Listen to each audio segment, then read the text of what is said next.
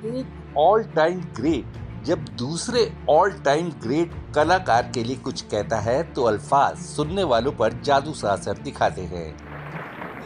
हजरात,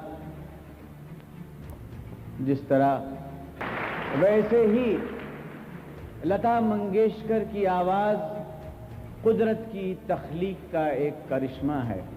इन्हीं शब्दों से दिलीप कुमार ने लता मंगेशकर का तारुफ कराया था जब उन्हें पहली भारतीय कलाकार के तौर पर लंदन के रॉयल अल्बर्ट हॉल में 1974 में परफॉर्म करने का मौका मिला था। और पहली बार ही तब लता ने देश की सीमा से बाहर निकलकर किसी दूसरे देश में जाकर स्टेज पर अपनी आवाज से लोगों को मंत्रमुग्ध कर दिया था। सिर्फ 7 महीने पहले ही 7 जुलाई 2021 को हमने अदाकारे आजम दिलीप कुमार को खोया और अब सुर की सबसे बड़ी साधक लता मंगेशकर भी हमें छोड़कर चली गईं। ये भी संयोग है कि लता मंगेशकर दिलीप कुमार से 7 साल ही छोटी थी। ये इत्तेफाक है कि दिलीप कुमार और लता मंगेशकर ने एक ही दौर में कुछ साल के अंतराल में हिंदी फिल्म इंडस्ट्री में पैर जमाने के लिए संघर्ष शुरू किया। लता अपने करियर की शुरुआत में रिकॉर्डिंग्स के लिए लोकल ट्रेन से मुंबई के मलाड जाया करती थी। एक बार संगीतकार अनिल बिस्वास भी उनके साथ थे। संयोग ही था कि दिलीप कुमार ने भी वही ट्रेन पकड़ी। दिलीप कुमार और अनिल बिस्वास पहले से एक दूसरे को जानते थे। लता मंगेशकर ने ईटी टाइम्स को दिए इंटरव्यू में खुद दिलीप कुमार से हुई इस पहली मुलाकात का जिक्र किया।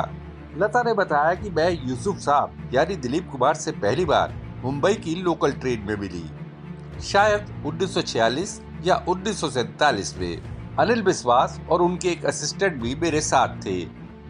तभी ट्रेन पर बांद्रा से एक लंबे से युवक उसी कंपार्टमेंट में चढ़े। अनिल दा ने उन्हें साथ बैठने के लिए कहा। वो दिलीप कुमार थे। तभी अनिल दा ने लता का परिचय दिलीप कुमार से महाराष्ट्र की युवा गायिका के तौर पर कराया। दिलीप कुमार को जब पता चला कि लता मंगेशकर महाराष्ट्र से है तो उन्होंने कहा कि इस राज्य के लोगों की उर्दू पर अच्छी कमांड नहीं होती। इनके उर्दू तलफ्फुज यानी उच्चारण से दाल भात यानी दाल चावल की महक आती है। ये सुनकर लता को पहली बार में तो अच्छा नहीं लगा, लेकिन फिर उन्होंने उर्दू पर पकड़ बनाने के लिए संगीतकार मोहम्मद शफी से कहा कि क्या वो उनके लिए उर्दू के एक ट्यूटर का इंतजाम कर देंगे। लता ने इंटरव्यू में कहा कि आज मेरे उर्दू तलफ्फुज की कोई तारीफ करता है तो इसका क्रेडिट मैं यूसुफ साहब को देती हूँ।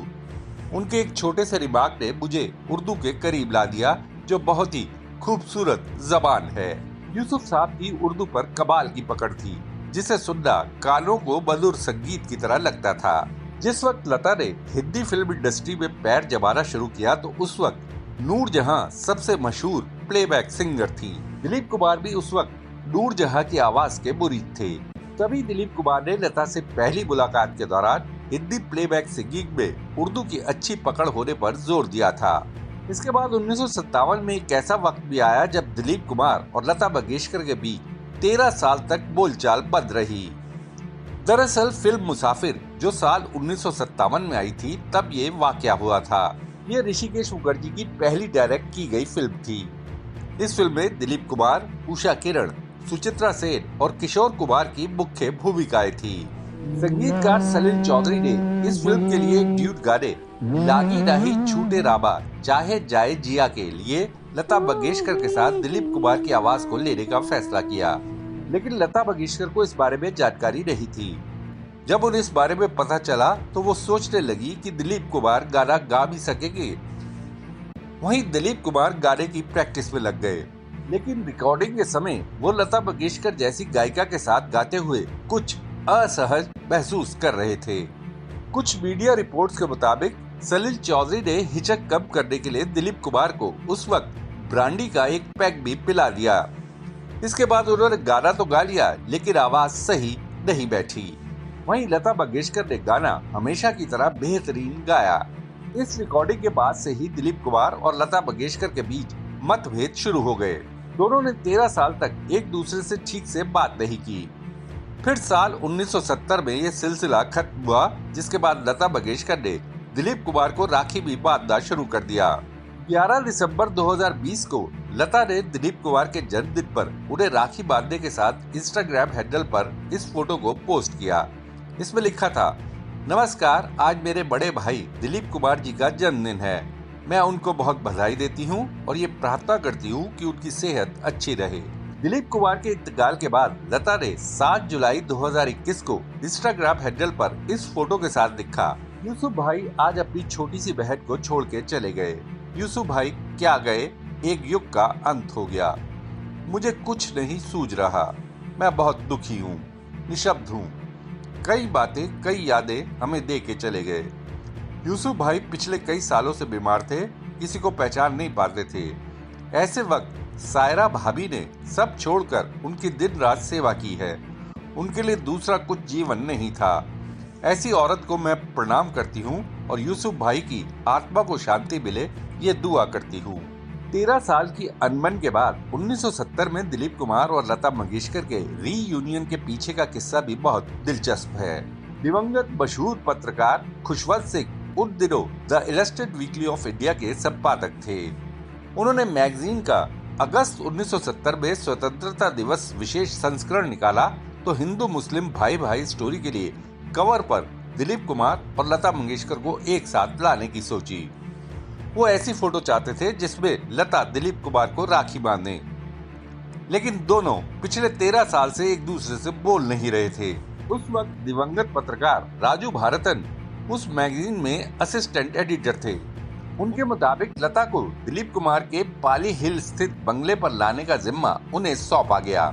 राजू खुद लता की सफेद फिएट कार में उनके साथ बैठकर दिलीप कुमार के घर तक आए। राजू के मुताबिक लता के आने पर दिलीप कुमार के घर पर यही सोचा गया कि वो वेजिटेरियन होंगी, लेकिन जब उन्हें बताया गया कि लता नॉन वेजिटेरियन की भी शौकीन है तो उनकी दुविधा दूर हो गई।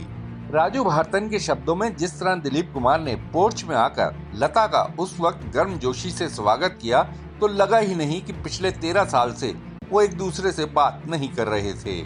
उस मुलाकात के दौरान लता ने दिलीप कुमार से कहा, यूसुफ साहब, मैंने हमेशा सुना है कि आपने मुझे मुसाफिर के लागी नहीं छूटे रामा चाहे जिया जाए गाने को लेकर हमेशा नापसंद किया, लेकिन मैंने उसी तरह गाया था जैसे मैं हमेशा गाती हूँ। इस पर दिलीप कुमार ने कहा कि जिस तरह आप गाती हैं उसे लेकर मेरा परिवार और मैं आपको बहुत पसंद करता है। मैं उस आवाज को जो इतनी डिवाइन है कैसे नापसंद कर सकता हूँ। बस वो दिन था जिसके बाद दिलीप कुमार और लता मंगेशकर के बीच भाई बहन का अटूट बंधन शुरू हो गया और दोनों ने इसे ताउम्र शिद्दत के साथ निभाया। दिलीप साहब, लता दी, जाने कहाँ गए वो लोग। Bureau report, Deshnama. आपको ये वीडियो कैसा लगा, या अगर आपके दिमाग में कोई सवाल है तो कमेंट बॉक्स में जरूर बताइएगा। वीडियो पसंद आया तो लाइक शेयर करना ना भूलिएगा।